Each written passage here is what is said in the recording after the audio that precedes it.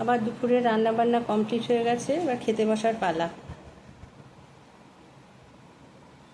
আজকে রান্না করেছি ভাতের সঙ্গে একটা আলু সিদ্ধ, চন্দ্রমুখী আলু তো খেতে খুব ভালো লাগে, কাঁচা লঙ্কা দিয়ে মেখে নিয়েছি। কলমি শাক করেছি রসুন ভাজা দিয়ে, ভেন্ডি আলু দিয়ে একটু সর্ষে বাটা দিয়ে মাখো মাখো মতন করেছি। আর এটা একটা স্পেশাল রান্না, পটলের দোলমা করেছি, ভেতরে চিংড়ি মাছের পুর দিয়েছি। আর আজকে এটার জন্য আর ডাল করিনি বা মাছ করিনি। আর এই গরমকালে মাছ খেতে ভালোও লাগে না। আর একটু আমের চাটনি নিয়ে নিয়েছি।